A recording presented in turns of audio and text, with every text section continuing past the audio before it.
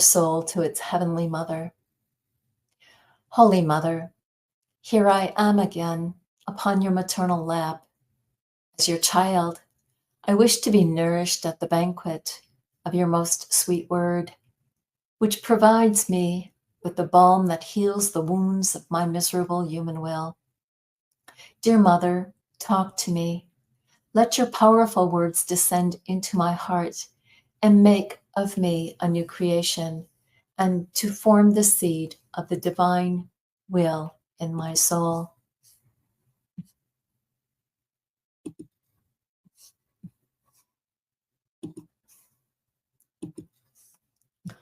The lesson of the Sovereign Queen.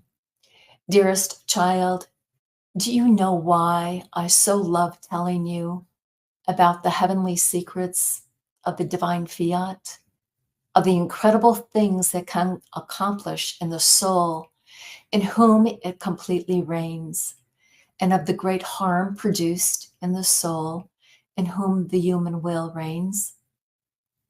So that you may love the divine fiat, allow it to establish its throne in you, and abhor your human will by making it the footstool of the divine will and keeping it sacrificed at God's divine feet.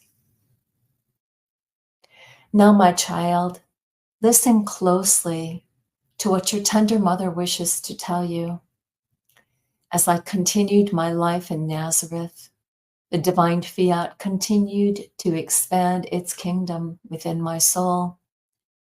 The divine will used my most menial acts, even the most insignificant ones, such as keeping the little house in order, starting the fire, sweeping, and all the other acts that are common amongst families, to let me feel its life pulsing in all things, in the fire, in the water, in the food, in the air I breathed, in everything. And investing my little acts, the divine will formed upon them seas of light, grace, and sanctity. For wherever the divine will reigns, it has the power of forming, even from the smallest trifles, new heavens of enchanting beauty.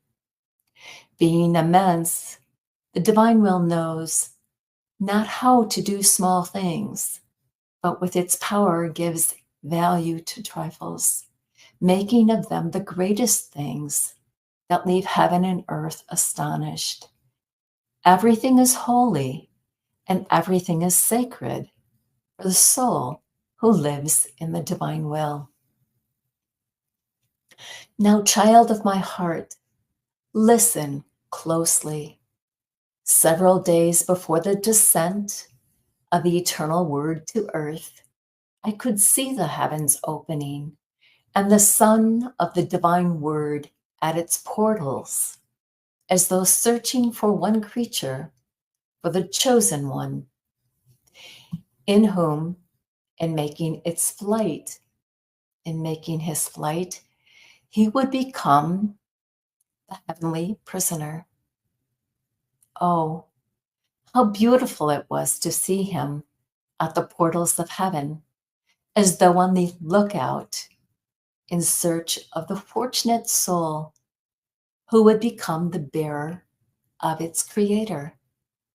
The divine persons of the Most Holy Trinity no longer looked at the earth as estranged to them, because there was I, little Mary, who, in possessing the divine will, had formed in my soul its divine kingdom. I, Mary, in whom the divine word would descend with the reassurance that he was entering into his own residence, as it were, in whom he could find heaven and the many sons of the many acts of the divine will accomplished within my soul. The divinity overflowed with love, and removing the mantle of justice that cloaked the divine persons and overshadowed souls for so many centuries, the divine persons now cloaked themselves with the mantle of infinite mercy and decreed among themselves the descent of the divine word. As they were about to resound the hour of the inauguration of the fulfillment of the divine word's descent, all heaven and earth were astonished and stood in attention to witness such a great excess of love and such an unheard of prodigy. Your mother was ablaze with love, and echoing the love of my Creator, I wanted to form one single sea of love, so that in this single sea of love, the divine word might descend to earth. My prayers were incessant, and while I was praying in my little room, an angel came, sent from heaven as the messenger of the great King. He came before me and bowing, greeted me. Hail, O Mary, our Queen. The divine fiat has filled you with grace.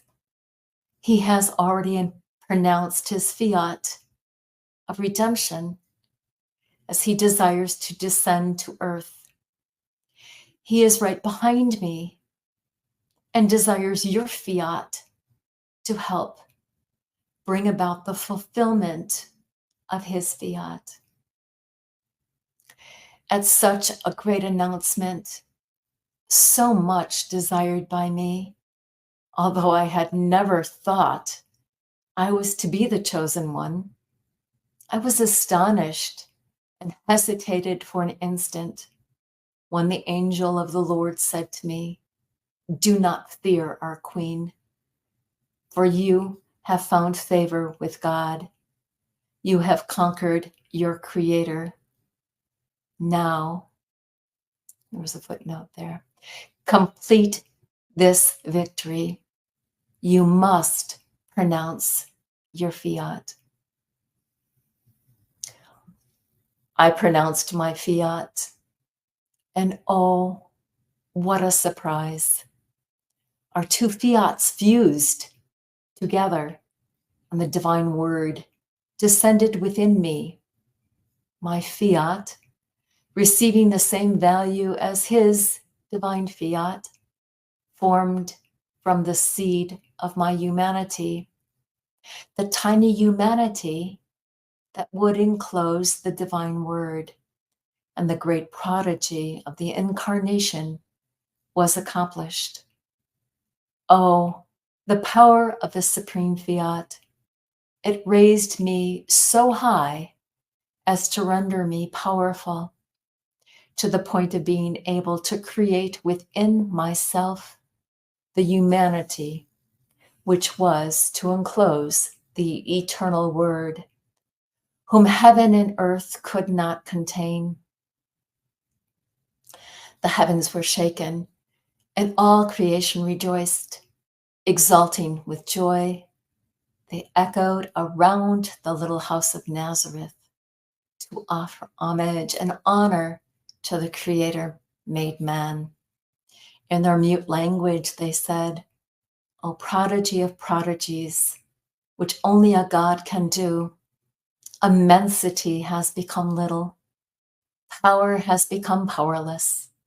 His unreachable height has lowered itself to the abyss of the womb of a virgin. He is immense and little, powerful and powerless, strong and weak all at once." My dear child, you cannot comprehend what your mother felt at the moment of the incarnation of the divine word. Everyone yearned for and awaited my fiat, which I may call omnipotent. Now, dear child, listen closely to what your tender mother wishes to tell you. You should take to heart the importance of doing the divine will and living in it. Know that my power still exists. Let me therefore pronounce my fiat over your soul. Know that I can do so only if you give me your own fiat. One fiat alone cannot produce a good effect, for the greatest works are always done between two souls. God himself did not want to descend to earth by himself, but wanted me together with him in order to form the great prodigy of his incarnation. In my fiat and in God's fiat was the life of the man-God formed. The destiny of mankind was restored. Heaven was no longer closed, and all goods were enclosed between these two fiats. Therefore, let us say together, fiat, fiat. And within my loving maternal heart, I will enclose in you the life of the divine will. This is enough for now. Tomorrow I will wait for you again, my child, to tell you what happened after the incarnation. In these writings, then we're also encouraged to participate. And the soul says in praise, beautiful mother, I am utterly astonished at your beautiful lessons. I beg you to pronounce your fiat over me as I too pronounce my fiat, so that the fiat you so much desire to reign in me with its life may be conceived in me. And our aspiration that we are asked, the Blessed Virgin Mary gives us this aspiration today to honor me. Come to offer Jesus his first kiss and say to him 9 times that you want to do his will. And I will repeat the prodigy of letting Jesus be conceived in your soul. And with this exclamation, powerful Queen, pronounce your fiat and establish in me the divine will.